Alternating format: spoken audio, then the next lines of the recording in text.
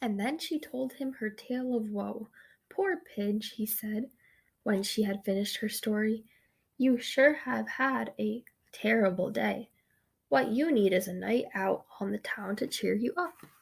So you see they're talking here. Then she has the muzzle off of her face so she can talk now.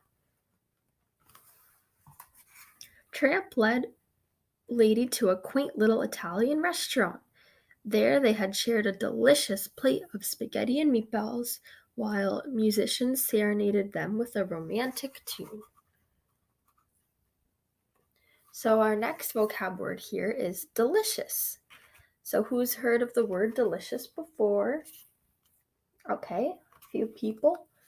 So here they're eating spaghetti and meatballs, and they're describing it as delicious. So our vocabulary definition for the word delicious will be pleasant in taste.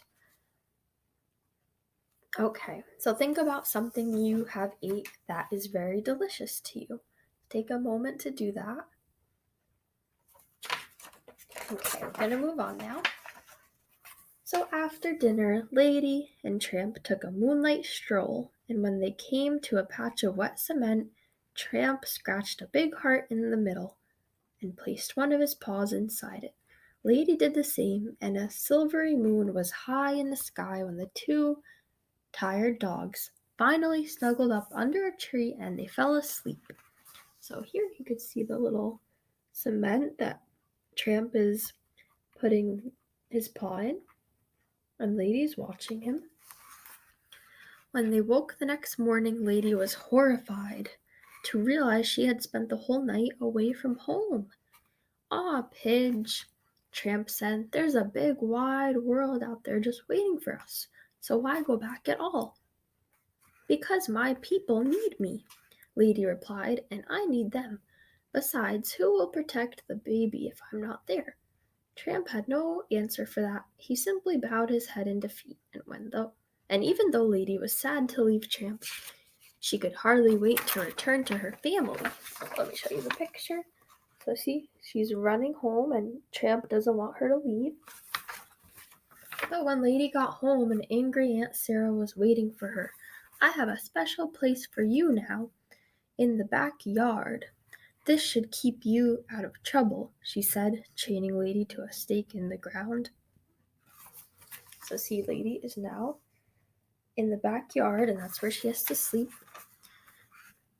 That night, Lady was moping around the yard when a big gray rat scurried out of the woodpile, scampered up the porch railing, and darted into an open upstairs window. So our next vocab word here is scampered. So it says scampered up the porch railing.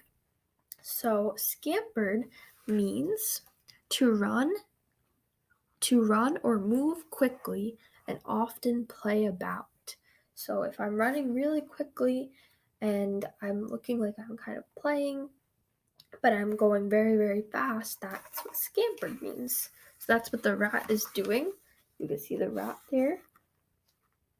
And the rat is scampering about, and Lady is watching him or her. Okay, let's move on. "That's the baby's room," Lady cried, and she dashed forward but was jerked to a painful halt by her chain. Lady began barking frantically to attract Aunt Sarah's attention. Aunt Sarah finally appeared at the back door, but only to yell at Lady. "Stop that racket," she said before slamming the door shut again. Just then Tramp raced into the yard, and he had heard Lady barking and had come to help her once more.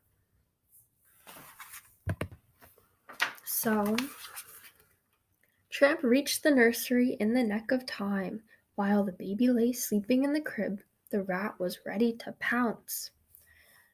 Tramp struck first. Fur flew and furniture fell as the dog and the rat tore around the room. The rat was so fast and fierce, but he was no match for Tramp.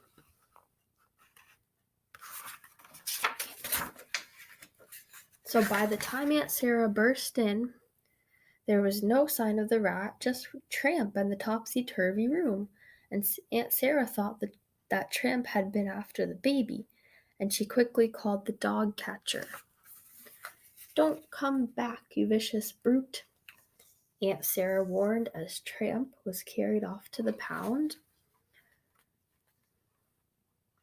So here we have one more vocabulary word, and that's vicious. So vicious means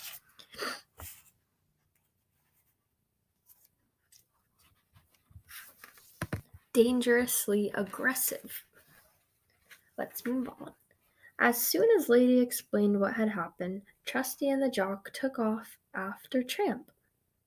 They chased the dog catcher through the dark and stormy night, and when a taxi appeared out of the fog, the dog catcher's horses reared up and his wagon toppled over. Jim, Dear, and Darling were in that taxi. They had come home and discovered the rat. It was clear then that Tramp had been protecting the baby, and they went after him because he was a true hero.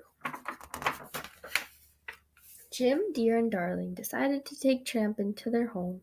"This is where you belong now," Jim Dear told Tramp. "Now you're part of the family." And soon Lady and Tramp had a family of their own. 3 pretty pups who looked just like their mother, and one mischievous scamp who clearly took after his father. So again, we're going to review the word mischievous because that's one of our vocabulary words. Tending to behave in a disobedient or annoying way. So that's what mischievous means. So as you can see, that little puppy there is being mischievous. Okay, and that is the end of Lady and the Tramp.